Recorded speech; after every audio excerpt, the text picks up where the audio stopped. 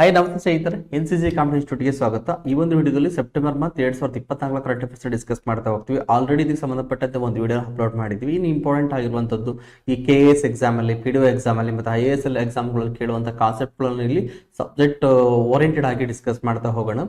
ಇದು very important ಆಗ್ತಾ ಬರುತ್ತೆ. ಆಲ್ರೆಡಿ ನಾವು ಲಾಸ್ಟ್ ಕ್ಲಾಸ್ ಅಲ್ಲಿ ಕೂಡ ಡಿಸ್ಕಸ್ ಮಾಡಿದ್ವಿ. ನಾವಿಲ್ಲಿ ಈ ಸೀರೀಸ್ ಕೂಡ ಕಂಟಿನ್ಯೂ ಆಗ್ತಾ ಹೋಗುತ್ತೆ. ಇದ್ರಲ್ಲಿ ನೋಡಿ, ಫಾರ್ ಎಕ್ಸಾಂಪಲ್ ಇಲ್ಲಿ ನಾವು ನೋಡೋದಾದ್ರೆ ಮೊದಲನೇದಾಗಿ ಯಾವ ಕಾನ್ಸೆಪ್ಟ್ ತಗೊಳ್ತಾ ಇದೀವಿ ಅಂದ್ರೆ ಕಾಲುಬಾಯಿ ರೋಗ ಅಂತ ತಗೊಳ್ತಾ ಇದೀವಿ. Very important, foot and mouth diseases ಇಲ್ಲಾಂದ್ರೆ FMD.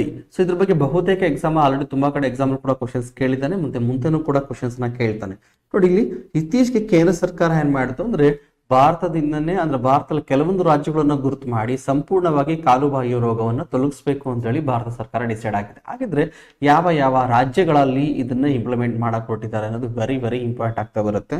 ಸೊ ಇಲ್ಲಿ ಫ್ರೀ ಝೋನ್ ಅನ್ನ ಮಾಡಕ್ ಕೊಟ್ಟಿದ್ದಾರೆ 8 ಸ್ಟೇಟ್ಸ್ ಅಲ್ಲಿ.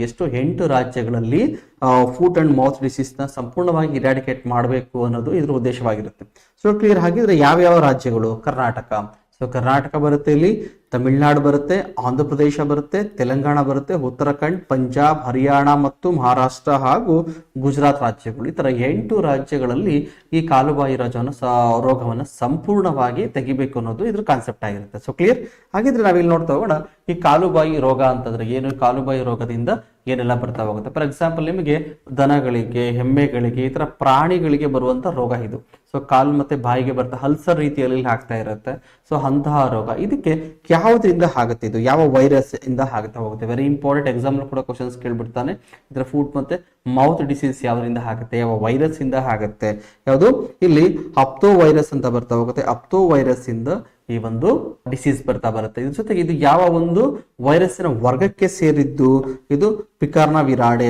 ಯಾವುದು? ಪಿಕರ್ನ ವಿರಿಡೆ ಅನ್ನೋದು, ಪಿಕರ್ನ ವಿರಿಡೆ ಅನ್ನೋ ಒಂದು ಫ್ಯಾಮಿಲಿಗೆ ಸೇರಿದಂತಹ ವೈರಸ್ ಇದು. ವೈರಸ್ ಅಲ್ಲಿ ಬಂದಾಗ ಹಲವಾರು 7 ಟೈಪ್ಸ್ ಆಫ್ ವೈರಸ್ ಬರ್ತಾ ಹೋಗ್ತವೆ. ಅದರಲ್ಲಿ ಇದು ಒಂದು type of virus. So clear, ಇದು ವೆರಿ ಇಂಪಾರ್ಟೆಂಟ್ ಆಗ್ತಾ ಬರುತ್ತೆ. ಸೊ ಹಾಗಾಗಿ ಯಾವ ವೈರಸ್ ಅಂತ ಇಲ್ಲಿ ಕ್ವಶನ್ಸ್ ಕೇಳ್ತಾರೆ. ಹಾಗೆ ಯಾವ ಪ್ರಾಣಿಗಳಿಗೆ ಎಫೆಕ್ಟ್ ಮಾಡುತ್ತೆ? ಇವಾಗ ಫಾರ್ ಎಕ್ಸಾಂಪಲ್ ದನಕ್ಕೆ ಮಾಡುತ್ತೆ, ಅಂದ್ರೆ ಕ್ಯಾಟಲ್ಸ್ ಗಳಿಗೆ ಮಾಡ್ತಾ ಹೋಗ್ತವೆ. ದನ, ಎಮ್ಮೆ ಇಂಥವಕ್ಕೆಲ್ಲನೂ ಕೂಡ ಮಾಡ್ತಾ ಬರುತ್ತೆ. ಮತ್ತೆ ಕುರಿ, ಹಾಡು, ಹಂದಿ, ಪಿಗ್ಸ್, ಹೌದಲ್ಲ, ಗೋಡ್ಸ್, ಇವೆಲ್ಲದಕ್ಕೂ ಕೂಡ ಇದು ಪ್ರಾಬ್ಲಮ್ ನ ಕ್ರಿಯೇಟ್ ಮಾಡುತ್ತೆ. ಸೊ ಕಾಲು ಮತ್ತೆ ಬಾಯಿಯಲ್ಲಿ ನಿಮ್ಗೆ ಅಲ್ಸರ್ ರೀತಿಯಲ್ಲಿ ಆಗ್ತಾ ಬರುತ್ತೆ. ಸೊ ಆದ್ರೆ ಯಾವ ಪ್ರಾಣಿಗಳಿಗೆ ಇದು ಆಗಲ್ಲ? ಅದು ಕೂಡ ಎಕ್ಸಾಮ್ ಕ್ವಶನ್ಸ್. ಫಾರ್ ಎಕ್ಸಾಂಪಲ್ ಕುದುರೆಗೆ ಆಗುತ್ತೆ ಇದು? ಇಲ್ಲ. ಕುದುರೆ ಆಗ್ಬೋದು, ನಾಯಿಗಳು ಆಗ್ಬೋದು, ಬೆಕ್ಕುಗಳು ಆಗ್ಬೋದು, ಯಾವುದು ಕೂಡ ಹಾರ್ಸಸ್, ಡಾಗ್ಸ್ ಆಗ್ಬೋದು, ಮತ್ತೆ ಕ್ಯಾಟ್ಸ್ ಗಳಿಗೆ ಇದು ರೋಗಗಳು ಬರೋದಿಲ್ಲ. ಕಾಲುಬಾಯಿ ಜ್ವರ ಇಂಥ ಪ್ರಾಣಿಗಳಿಗೆ ಬರೋದಿಲ್ಲ. ಸೊ ಕ್ಲಿಯರ್, ಕೆಲವು ಪ್ರಾಣಿಗಳಿಗೆ ಮಾತ್ರ ಬರ್ತಾ ಹೋಗುತ್ತೆ. ಹಾಗಿದ್ರೆ ಈ ಕಾಲುಬಾಯಿ ಜ್ವರ ಏನಿದೆ, ಈ ಕಾಲುಬಾಯಿ ಜ್ವರ ಏನು ಅಲ್ಸರ್ ರೀತಿಯಲ್ಲಿ ಎಲ್ಲಾ ಕಡೆನೂ ಕೂಡ ಆಗಿರುತ್ತೆ ಅನ್ನೋದು ಕೂಡ ನೋಡಿದ್ವಿ. ಇದರಿಂದ ಏನಾಗ್ತಾ ಹೋಗುತ್ತೆ? ಈ ಒಂದ್ ವೇಳೆ ಇದನ್ನ ಭಾರತ ಸರ್ಕಾರ ಇದನ್ನ ಕಡಿಮೆ ಮಾಡಿಲ್ಲ ಅಂತಂದ್ರೆ, ಸೊ ಮಿಲ್ಕ್ ಪ್ರೊಡಕ್ಷನ್ ಏನಿದೆ, ನಾವು ಏನು ವೈಟ್ ರೂಲ್ಸ್ ಅನ್ನ ಕಂಡುಕೊಂಡಿದೀವಲ್ಲ ಅದ್ರ ಮೇಲೆ ಎಫೆಕ್ಟ್ ಆಗುತ್ತೆ. ಸೊ ಮಿಲ್ಕ್ ಪ್ರೊಡಕ್ಷನ್ ಮೇಜರ್ಲಿ ನಮಗೆ ಇಲ್ಲಿ ಕಡಿಮೆ ಆಗುತ್ತೆ. ಮಿಲ್ಕ್ ಪ್ರೊಡಕ್ಷನ್ ಕಡಿಮೆ ಆಗ್ತಾ ಬರುತ್ತೆ. ಪ್ರಾಣಿಗಳ ತೂಕ ಇಳಿಯುವಂತದ್ದು ಆಗ್ಬೋದು.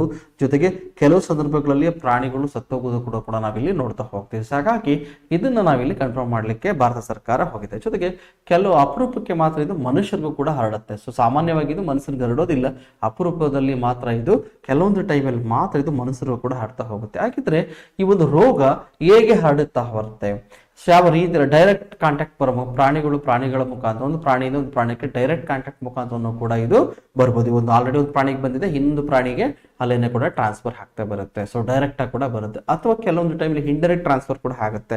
ಸೊ ಇವಾಗ ಫಾರ್ ಎಕ್ಸಾಂಪಲ್ ಒಂದು ಪ್ರಾಣಿ ಒಂದು ಮೇವನ್ನ ಮೇದಿರುತ್ತೆ ಅಂತ ಅನ್ಕೊಳ್ಳಿ. ಅದಕ್ಕೆ ಯಾವುದೇ ಭಾಗದಲ್ಲಿ ಇನ್ನೊಂದು ಪ್ರಾಣಿ ಒಂದು ಮೇವನ್ನ ಮೇದ್ರೆ ಸಾಮಾನ್ಯವಾಗಿ ಇಲ್ಲಿಂದ ಅಲ್ಲಿಗೆ ಸಲೈವ ಏನಾಗುತ್ತೆ? ಟ್ರಾನ್ಸ್ಫರ್ ಆಗುತ್ತೆ. ಆ ಯೂರಿನ್ಗಳಿಂದ, ಸಲೈವಗಳಿಂದ, ಈ ತರ ಇಂಡೈರೆಕ್ಟ್ ಆಗಿ ಕೂಡ ನಿಮ್ಗೆ ಇಲ್ಲಿ ವೈರಸ್ ಇದು ಟ್ರಾನ್ಸ್ಫರ್ ಆಗುತ್ತೆ. ಮತ್ತೆ ಆ ಉಸಿರಾಡಬೇಕಾದ್ರೆ, ಆ ಪ್ರಾಣಿಗಳು ಜೋರಾಗಿ ಉಸಿರಾಡ್ತಾವಲ್ಲ, ಆ ಉಸಿರಾಡ್ಬೇಕಾದ್ರೆ ವೈರಸ್ ಹೊರಗೆ ಬರುತ್ತೆ. ಆ ಗಾಳಿಯಲ್ಲೂ ಕೂಡ ಇದು ಟ್ರಾನ್ಸ್ಫರ್ ಆಗಿ ಪಕ್ಕದಲ್ಲಿರುವಂತಹ ಪ್ರಾಣಿಗಳಿಗೆ ಬರುವಂತಹ ಚಾನ್ಸಸ್ ಕೂಡ ಇದು ನಿಮಗೆ ಇರ್ತಾ ಹೋಗುತ್ತೆ. ಇನ್ನು ಕಾಡು ಪ್ರಾಣಿಗಳಾಗಿರುವಂತಹ ಫಾರ್ ಎಕ್ಸಾಂಪಲ್ ಜಿಂಕೆ ಆಗ್ಬೋದು, ಕಾಡು ಕರಡಿ ಆಗ್ಬೋದು, ಜಿಂಕೆ ಆಗ್ಬೋದು. ಸೊ ಇದರಿಂದಲೂ ಕೂಡ ಒಂದ್ ಕಡೆಯಿಂದ ಒಂದ್ ಕಡೆಗೆ ಕಾಡು ಪ್ರಾಣಿಗಳು ಕೂಡ ಈ ಒಂದು ರೋಗವನ್ನ ಟ್ರಾನ್ಸ್ಫರ್ ಮಾಡ್ತಾ ಬರ್ತವೆ. ಸೊ ಇಷ್ಟು ಕೂಡ ವೆರಿ ಇಂಪಾರ್ಟೆಂಟ್ ಆಗಿರುವಂತದ್ದು. ಹಾಗಿದ್ರೆ ಇದರ ಕಂಟ್ರೋಲ್ ಮಾಡ್ಬೇಕಂದ್ರೆ ಇವಾಗಲ್ಲ, ಸೊ ಭಾರತ ಸರ್ಕಾರ ದ national animal disease control program ಅನ್ನೋದನ್ನ 2019 ಲಾಂಚ್ ಮಾಡಿದೆ. ಇದನ್ನ ಆಲ್ರೆಡಿ ಎಕ್ಸಾಂಪಲ್ ಕೂಡ ಕೇಳಿದ್ರೆ, ಹಾಗಾಗಿ ಮತ್ತೇನು ಕೂಡ ಕೇಳ್ಬೋದು. ಯಾವುದು? National animal disease control program ನ ಯಾವಾಗ ಸ್ಟಾರ್ಟ್ ಮಾಡಿತ್ತು? 2019 ಭಾರತ ಸರ್ಕಾರ ಇದಕ್ಕೆ ಇದನ್ನ ಜಾರಿ ಮಾಡಿದೆ. ಮತ್ತು ಜೊತೆಗೆ ಇದನ್ನ ಕಂಟ್ರೋಲ್ ಮಾಡೋಕ್ಕೋಸ್ಕರ ವ್ಯಾಕ್ಸಿನೇಷನ್ ಕೂಡ ಕೊಡ್ತಾರೆ. ಸೊ ವ್ಯಾಕ್ಸಿನೇಷನ್ ಕಂಪ್ಲೀಟ್ಲಿ ನಾವು ಕಂಟ್ರೋಲ್ ಮಾಡಕ್ ಆಗ್ತಿಲ್ಲ, ಬಟ್ ಇದು ಕಂಟ್ರೋಲ್ ಮಾಡ್ಲಿಕ್ಕೋಸ್ಕರ ವ್ಯಾಕ್ಸಿನೇಷನ್ ಕೂಡ ಭಾರತ ಸರ್ಕಾರ ಕೊಡ್ತಾ ಇದೆ. ಸೊ ಆ ವ್ಯಾಕ್ಸಿನೇಷನ್ ಚುಚ್ಚುಮದ್ದನ್ನು ಕೂಡ ಕೊಡ್ತಾ ಇದ್ದಾರೆ. ಜೊತೆಗೆ ಇದು ಭಾರತ ಉದ್ದೇಶ ಏನು, 2030 ಹೊತ್ತಿಗೆ ಸಂಪೂರ್ಣವಾಗಿ ಭಾರತದಿಂದನೇ ಇದು ಫುಟ್ ಮತ್ತೆ ಮೌತ್ ಡಿಸೀಸ್ ನ ಇರಾಡಿಕೇಟ್ ಮಾಡಬೇಕು ಅನ್ನೋದು ಭಾರತದ ಉದ್ದೇಶ ಆಗಿರುತ್ತೆ. ಎಕ್ಸಾಮ್ ಕೇಳ್ಬಿಡ್ತಾರೆ, ಎಷ್ಟನೇ ವರ್ಷದವರೆಗೆ, ಎಷ್ಟು 2030 ಸಂಪೂರ್ಣವಾಗಿ ಭಾರತದಿಂದ ಇರಾಡಿಕೇಟ್ ಮಾಡಬೇಕು, ಸಂಪೂರ್ಣವಾಗಿ ತೊಲಗಿಸ್ಬೇಕು ಅಂತ ಹೇಳಿ ಭಾರತ ಸರ್ಕಾರ ನಿರ್ಧಾರವನ್ನ ಮಾಡಿದೆ. So clear. ಹೀಗಾಗಿ ಇಷ್ಟು ಕೂಡ ಇಲ್ಲಿ ವೈರಸ್ ಮೇಲೆ ಕ್ವಶನ್ಸ್ ಕೇಳ್ಬೋದು. ಯಾವ ಸ್ಟೇಟ್ ಅಲ್ಲಿ ಇದನ್ನ ಸಂಪೂರ್ಣವಾಗಿ ಇರಾಡಿಕೇಟ್ ಮಾಡಬೇಕು ಅಂತ ಡಿಸೈಡ್ ಆಗಿದೀವಿ ಅಂತ ಕೇಳ್ಬೋದು, ಯಾವ ವರ್ಷದಲ್ಲಿ ಇದು ಇರಾಡಿಕೇಟ್ ಮಾಡಬೇಕು ಅಂತ ಡಿಸೈಡ್ ಆಗಿದೀವಿ ಅಂತ ಕೇಳ್ಬೋದು, ಯಾವ ರೀತಿಯಲ್ಲಿ ವೈರಸ್ ಇದು ಟ್ರಾನ್ಸ್ಫರ್ ಆಗುತ್ತೆ ಅಂತ ಕೇಳ್ಬೋದು. So clear. ಹೀಗಾಗಿ ಇದು ವೆರಿ ಇಂಪಾರ್ಟೆಂಟ್ ಆಗ್ತಾ ಬರುತ್ತೆ, ಎಕ್ಸಾಮ್ ಅಲ್ಲಿ ಕ್ವಶನ್ಸ್ ಕೇಳ್ತಾನೆ. ಇನ್ನೊಂದು ವೆರಿ ಇಂಪಾರ್ಟೆಂಟ್ ಟಾಪಿಕ್ ಇದಂತೂ ಬಹುತೇಕ ಎಕ್ಸಾಮ್ ಅಲ್ಲಿ ಕೇಳುವಂತ ಟಾಪಿಕ್ ಇದು. ಸೊ ರೀಸೆಂಟ್ ಆಗಿ ಇಶ್ಯೂಸ್ ಅಲ್ಲಿ ಕೂಡ ಬಂದಿತ್ತು ಸೆಪ್ಟೆಂಬರ್ ಮಂತ್ ಅಲ್ಲಿ, ಹಾಗಾಗಿ ಇದನ್ನ ನೋಡ್ತಾ ಹೋಗೋಣ. ಏನಿದು, so eastern Rajasthan canal project very important. Rajasthan ನಿಮ್ಗೆ ಗೊತ್ತಿರೋ ಹಾಗೆ ಡೆಸರ್ಟ್ ಏರಿಯಾ. ಸೊ ರಾಜಸ್ಥಾನವನ್ನು 2 ಪಾರ್ಟ್ ಮಾಡ್ಕೊಳ್ತೀವಿ. ಒಂದ್ ಕಡೆಗೆ ವೆಸ್ಟರ್ನ್ ರಾಜಸ್ಥಾನ, ಒಂದ್ ಕಡೆ ಈಸ್ಟರ್ನ್ ರಾಜಸ್ಥಾನ ಅಂತ, ಪಶ್ಚಿಮ ರಾಜಸ್ಥಾನ ಮತ್ತೆ ಪೂರ್ವ ರಾಜಸ್ಥಾನ. ಇಲ್ಲಿ ಪಶ್ಚಿಮ ರಾಜಸ್ಥಾನ ನಿಮ್ಗೆ ಗೊತ್ತಿರೋ ಹಾಗೆ ಸಂಪೂರ್ಣವಾಗಿ ಡೆಸರ್ಟ್ ಇಂದ ಅಥವಾ ಮರುಭೂಮಿಯಿಂದ ಆಗಿದೆ. ಆದರೆ ಈಸ್ಟರ್ನ್ ರಾಜಸ್ಥಾನ ಸೆಮಿ ಹಾರಿಡ್ ರೀಸನ್, ಅರೆ ಶುಷ್ಕ ಪ್ರದೇಶದಿಂದ ಇದು ಕೂಡಿತಾ ಬರುತ್ತೆ. ಈ ಅರೆ ಶುಷ್ಕ ಪ್ರದೇಶದಲ್ಲಿ ಅಂತಂದ್ರೆ ಈ ರಾಜಸ್ಥಾನ 2 ಪಾರ್ಟ್ ಮಾಡೋದು ಯಾವುದು, Aravalli mountain. So Aravalli mountain ಅಥವಾ ಅರಾವಳಿ ರೇಂಜ್ ಏನಿದೆ, ಅರಾವಳಿ ರೇಂಜ್ ಬಂದು ರಾಜಸ್ಥಾನ 2 ಪಾರ್ಟ್ ಮಾಡುತ್ತೆ. ಅದರಲ್ಲಿ ಈಸ್ಟರ್ನ್ ಸೈಡ್ಗೆ ಒಂದು ರಾಜಸ್ಥಾನದಿಂದ ಅರಾವಳಿ ರೇಂಜ್ ಇಂದ ಈಸ್ಟ್ ಸೈಡ್ಗೆ, ಫಾರ್ ಎಕ್ಸಾಂಪಲ್ ಅರಾವಳಿ ರೇಂಜ್ ಇದೆ ಅಂತಂದ್ರೆ ಈ ಅರಾವಳಿ ರೇಂಜಿನ ಪೂರ್ವಕ್ಕೆ ಬಂದಾಗ ನಿಮಗೆ ಈಸ್ಟರ್ನ್ ರಾಜಸ್ಥಾನ ಬರುತ್ತೆ, ಈ ಕಡೆ ಬಂದ್ರೆ ವೆಸ್ಟರ್ನ್ ರಾಜಸ್ಥಾನ ಬರುತ್ತೆ, ಅಂದ್ರೆ ಪಶ್ಚಿಮ ರಾಜಸ್ಥಾನ ಬರುತ್ತೆ.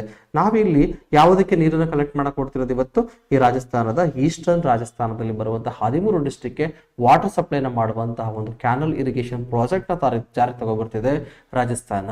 ಸೊ ಯಾಕಂದ್ರೆ ಈ ಪ್ರಪೋಸಲ್ ಇವಾಗ ಮಾಡಿದೆ ಸರ್, ಇಲ್ಲ, ಈ ಪ್ರಪೋಸಲ್ ನ ರಾಜಸ್ಥಾನ ಸರ್ಕಾರ 2017 ಮಾಡಿದ್ದು. 2017 ನವೆಂಬರ್ ಅಲ್ಲಿಯೇ ರಾಜಸ್ಥಾನ ಸರ್ಕಾರ ಈ ಒಂದು ಪ್ರಪೋಸಲ್ ನ ಮಾಡಿರುತ್ತೆ. ಬಟ್ ಅದನ್ನ ಇತ್ತೀಚೆಗೆ ಮಧ್ಯಪ್ರದೇಶ ಇದಕ್ಕೆ ಅಸೈನ್ ಕೂಡ ಹಾಕಿದ್ದಾರೆ. ಮಧ್ಯಪ್ರದೇಶ ಮತ್ತು ರಾಜಸ್ಥಾನ ಎರಡೂ ಸೇರಿಕೊಂಡು ಈಸ್ಟರ್ನ್ ರಾಜಸ್ಥಾನ ಕ್ಯಾನಲ್ ಪ್ರಾಜೆಕ್ಟ್ ಅನ್ನ ಜಾರಿ ತಗೋಬರ್ತಿರೋದು. ವೆರಿ ವೆರಿ ಇಂಪಾರ್ಟೆಂಟ್ ಎಕ್ಸಾಮ್ ಇದು, ಬಹುತೇಕ ಕ್ವಶನ್ಸ್ ಕೇಳ್ತಾನೆ. ಸೊ ಹಾಗಿದ್ರೆ ಏನ್ ಇಲ್ಲಿ ಕೇಳುವಂಥದ್ದು ಅಂದ್ರೆ, ನಿಮಗೆ ಮಾನ್ಸೂನ್ ಮಂತ್ ಅಲ್ಲಿ ನಿಮಗೆ ಮಾಳ್ವಾ ಪ್ಲಾಟ್ಯೂ ಬರುತ್ತೆ. ಸೊ ನಿಮ್ಗೆ ಸೆಂಟ್ರಲ್ ಇಂಡಿಯಾ, ಕೇಂದ್ರ ಭಾರತದಲ್ಲಿ ಬಂದಾಗ ಮಾಳ್ವಾ ಪ್ರಸ್ಥಭೂಮಿ ಬರುತ್ತೆ. ಈ ಮಾಳ್ವಾ ಪ್ರಸ್ಥಭೂಮಿ ಎಕ್ಸಾಮ್ ಅಲ್ಲಿ ಕೇಳ್ತಾನೆ, ಯಾವುದು, ಮಾಳ್ವಾ ಪ್ರಸ್ಥಭೂಮಿ.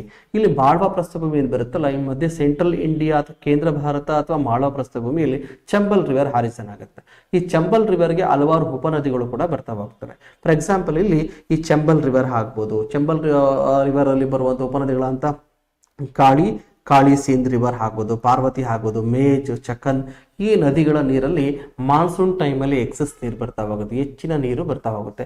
ಈ ಹೆಚ್ಚಿನ ನೀರು ಹಾಗೆ ಹೋಗಿ ಮುಂದೆ ಚಂಬಲ್ ರಿವರ್ ಸೇರ್ಕೊಂಡು, ಚಂಬಲಿಂದ ಯಮುನಾ ಹೋಗಿ, ಯಮುನಾದಿಂದ ಗಂಗಾ ಹೋಗಿ, ಗಂಗೆಯಿಂದ ಬೇ ಆಫ್ ಬೆಂಗಾಲ್ಗೆ ಹೋಗ್ಬಿಡ್ತಾ ಇತ್ತು. ಹಾಗಾಗಿ ಇವಾಗ ರಾಜಸ್ಥಾನ ಸರ್ಕಾರ ಮತ್ತು ಮಧ್ಯಪ್ರದೇಶ ಸರ್ಕಾರ ಏನ್ ಮಾಡಿದೆ, ಈ ಎಕ್ಸಸ್ ನೀರು ಏನ್ ಬರ್ತಾ ಇದೆಯಲ್ಲ, ಈ ಎಕ್ಸಸ್ ನೀರನ್ನ ಕಂಟ್ರೋಲ್ ಮಾಡಿ ಅದನ್ನ ಕೆಲವೊಂದು ಇದೇ ಒಂದು ಇದಕ್ಕೆ ಚಂಬಲ್ ನದಿ ಉಪನದಿ ಆಗಿರುವಂತಹ ಬಾನಸ್ ರಿವರ್, ಇಂಥ ರಿವರ್ಗಳಿಗೆ ಕನೆಕ್ಟ್ ಮಾಡೋ ಮುಖಾಂತರ ಅಲ್ಲಿ ಇರಿಗೇಷನ್ಗೆ ವಾಟರ್ ಸಪ್ಲೈ ಮಾಡ್ಬೋದು. ಅದ್ರ ಜೊತೆಗೆ ಕುಡಿಯೋ ನೀರನ್ನ ಡ್ರಿಂಕಿಂಗ್ ವಾಟರ್ನ ಕೊಡ್ಬೋದು, ಮತ್ತೆ ಅಲ್ಲಿ ಇಂಡಸ್ಟ್ರೀಸ್ಗಳಿಗೆ ವಾಟರ್ ಸಪ್ಲೈ ಮಾಡ್ಬೋದು ಅಂತ ಹೇಳಿ ಒಂದು ಈಸ್ಟರ್ನ್ ರಾಜಸ್ಥಾನ ಕ್ಯಾನಲ್ ಪ್ರಾಜೆಕ್ಟ್ ಅನ್ನ ಇವತ್ತು ಜಾರಿಗೆ ತಗೊಂಡಿದೆ.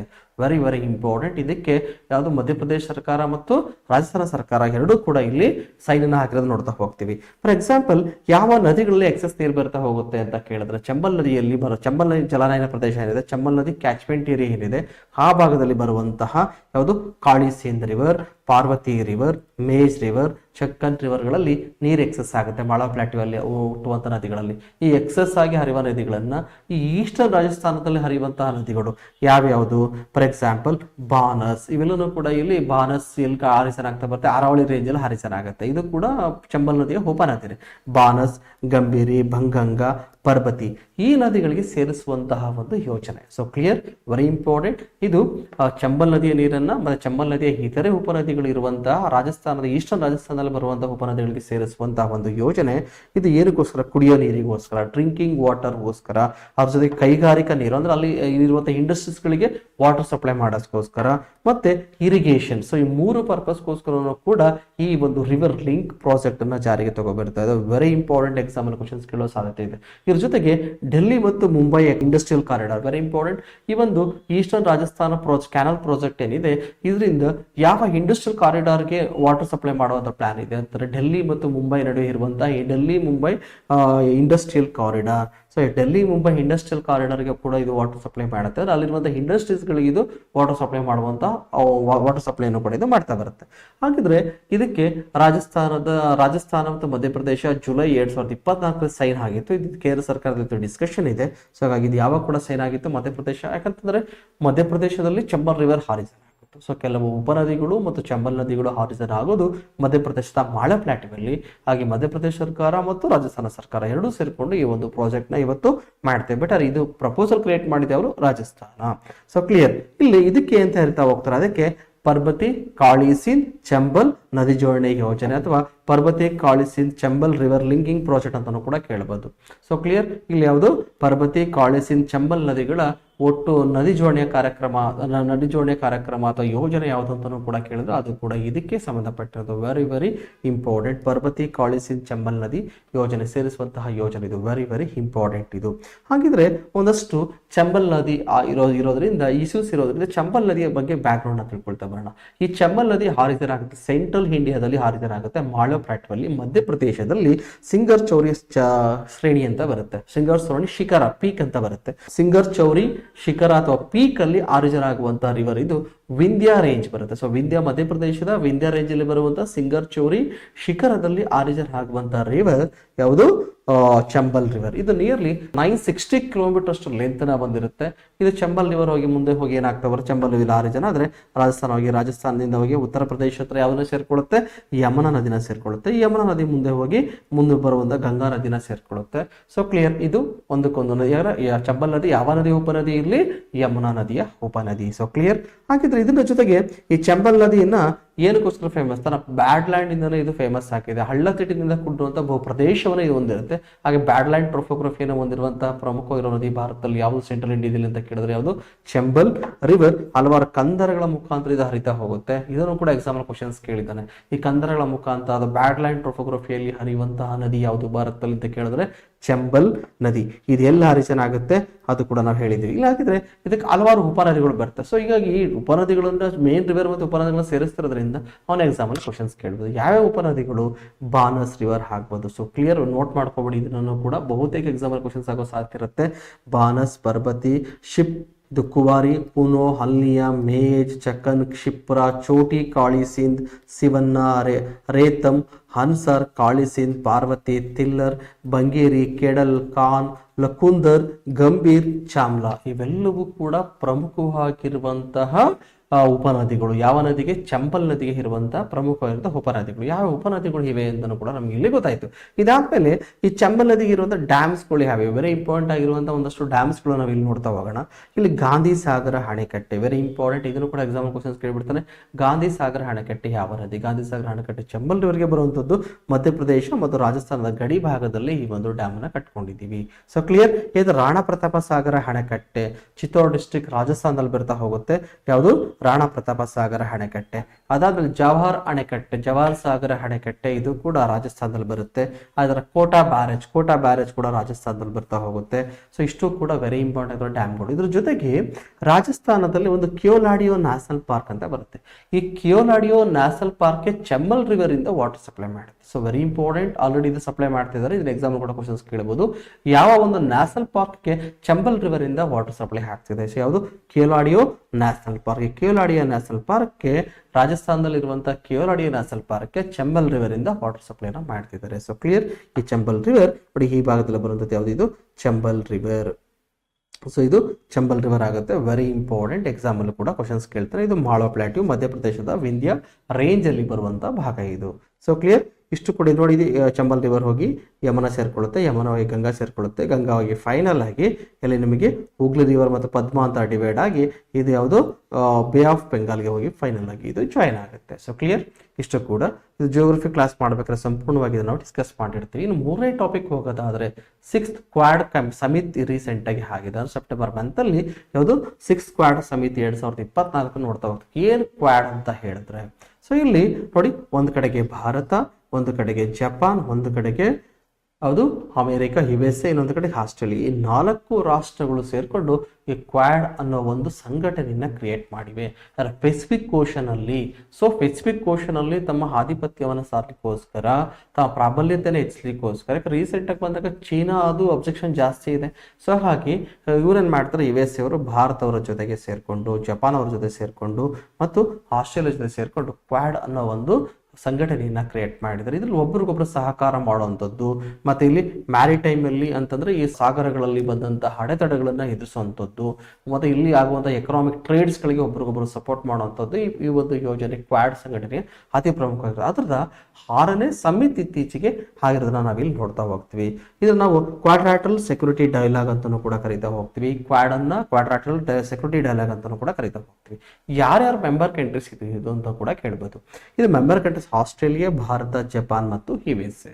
ಆಕ್ಚುಲಿ ಈ ಕ್ವಾಡ್ರಿಲ್ಯಾಟರಲ್ ಅಂತ ಯೋಜನೆ, ಕ್ವಾಡ್ ಅನ್ನೋ ಯೋಜನೆ ಫಸ್ಟ್ ಜಾರಿಗೆ ಬಂದಿದ್ದು ಅಥವಾ ಯೋಚನೆ ಮಾಡಿದ್ದು ಯಾರು ಅಂತಂದ್ರೆ 2007 ಅಲ್ಲಿ ಜಪಾನಿನ ಪ್ರಧಾನಿ ಆಗಿರುವಂತಹ ಯಾರು ಮಂತ್ರಿ Shinzo Abe. So Shinzo Abe ಅವರ ತಲೆಯಲ್ಲಿ ಫಸ್ಟ್ ಈ ಕಾನ್ಸೆಪ್ಟ್ ಇಟ್ಕೊಳುತ್ತೆ, ಪ್ರಪೋಸಲ್ ಇಡ್ತಾರೆ. ಇದಾದ್ಮೇಲೆ 17 ಮತ್ತೆ ಡಿಸ್ಕಷನ್ ಬರುತ್ತೆ. 21 ಇಂದ ಇದು ಮೊದಲ ಸಮಿತಿ ನಡೀತಾ ಬರುತ್ತೆ. 21ರಿಂದ ಅಧಿಕೃತವಾಗಿ ಸಮಿತಿಗಳನ್ನ ಮಾಡ್ತಾ ಬಂದಿದ್ದಾರೆ. ಇದನ್ನ ಯಾರ್ಯಾರು ಜಾಯಿಂಟ್ ಎಕ್ಸರ್ಸೈಸ್ ಕೂಡ ಮಾಡ್ತಿದ್ದಾರೆ, ಮಿಲಿಟರಿ ಎಕ್ಸರ್ಸೈಸ್ ಕೂಡ ಮಾಡ್ಕೊಳ್ತಾ ಇದ್ದಾರೆ. ಇದು ಕ್ವಾಡ್ ಸಂಘಟನೆ ಇರುವಂತಹ ರಾಷ್ಟ್ರಗಳೆಲ್ಲ ಸೇರ್ಕೊಂಡು. So clear. ಇಲ್ಲಿ ಹಾಗಿದ್ರೆ ಉದ್ದೇಶ ಏನು, ಇಂಡೋ ಪೆಸಿಫಿಕ್ ಪ್ರದೇಶದಲ್ಲಿ ಇಂಡೋ ಪೆಸಿಫಿಕ್ ಪ್ರದೇಶದಲ್ಲಿ ಏನು ಸ್ಟೆಬಿಲಿಟಿನ ಮತ್ತು ಪ್ರಾಸ್ಪರಿಟಿನ, ಸೊ ಸ್ಥಿರತೆ ಮತ್ತು ಸಮೃದ್ಧಿಯನ್ನ ಕೇಂದ್ರೀಕರಿಸುವುದು ಇದರ ಅತ್ಯಂತ ಪ್ರಮುಖವಾಗಿರುವಂತಹ ಉದ್ದೇಶವಾಗಿರುತ್ತೆ. ಅಂದ್ರೆ ಚೀನಾ ಪ್ರಾಬಲ್ಯತೆಯನ್ನು ಕಡಿಮೆ ಮಾಡ್ಲಿಕ್ಕೋಸ್ಕರನೇ ನಾವೇನ್ ಮಾಡ್ತಿದ್ದೀವಿ, ಇಲ್ಲಿ ಕ್ವಾಡ್ ಸಂಘಟನೆಗೆ ಭಾರತನೂ ಕೂಡ ಸೇರ್ಕೊಂಡಿದೆ. ಹಾಗೆ ಭಾರತ, ಆಸ್ಟ್ರೇಲಿಯಾ, ಜಪಾನ್ ಮತ್ತು ಇಂಡಿಯಾ ಈ 3 ರಾಷ್ಟ್ರಗಳು ಇದಕ್ಕೆ ಸೇರ್ಕೊಂಡಿರೋದು ನಾವಿಲ್ಲಿ ನೋಡ್ತಾ ಹೋಗ್ತೀವಿ. ಹಾಗೆ ಉದ್ದೇಶ ಏನು? ಸೊ ಅಂದ್ರೆ ಈ ಒಂದು ಕ್ವಾಡ್ ಸಂಘಟನೆಯಲ್ಲಿ ಬರುವಂತಹ ರಾಷ್ಟ್ರಗಳು ಒಬ್ಬರಿಗೊಬ್ಬರು ಸಹಕಾರವನ್ನ ನೀಡುವಂಥದ್ದು. ಮತ್ತೆ ಇಲ್ಲಿ ಬರೋದು ಕೆಲವೊಂದು ಹೈಲೈಟ್ ಕಂಟ್ರೀಸ್ಗಳು. ಅಂದ್ರೆ ಈ ಕ್ವಾಡ್ ಸಂಘಟನೆ ನಿಮಗೆ ಪೆಸಿಫಿಕ್ ಓಷನ್ ಅಲ್ಲಿ ಹಲವಾರು ಹೈಲೈಟ್ಸ್ ಕಂಟ್ರೀಸ್ಗಳು ಬರ್ತಾ ಹೋಗ್ತವೆ. ಅದು ಮತ್ತು ಇಲ್ಲಿ ಬರುವಂತ ಪ್ಲಸ್ ಕಂಟ್ರೀಸ್ ಅಂತ ಬರ್ತಾ ಹೋಗ್ತವೆ ಕೆಲವೊಂದು. ಆ ರಾಷ್ಟ್ರಗಳಿಗೆ ಮತ್ತು ಕ್ವಾಡ್ ಸಂಘಟನೆ ಸದಸ್ಯ ರಾಷ್ಟ್ರಗಳಿಗೆ ಒಬ್ಬರಿಗೊಬ್ಬರು ಸಹಕಾರವನ್ನ ಕೊಡುವಂಥದ್ದು. ಇದ್ರ ಪ್ರಕಾರ ಯಾವ ರೀತಿಯಲ್ಲಿ, ಯಾವುದು ಹೆಲ್ತ್ ನ ಸೆಕ್ಯೂರಿಟಿ ಕೊಡುವಂಥದ್ದು ಅಂತಂದ್ರೆ ಯಾವುದು ಆರೋಗ್ಯ ಭದ್ರತೆಯನ್ನು ಕೊಡುವಂಥದ್ದು. ಫಾರ್ ಎಕ್ಸಾಂಪಲ್ ಪ್ಯಾಂಡಮಿಕ್ ಟೈಮಲ್ಲಿ ಒಬ್ಬರಿಗೊಬ್ಬರು ಸಪೋರ್ಟ್ ಅನ್ನ ಮಾಡುವಂಥದ್ದು.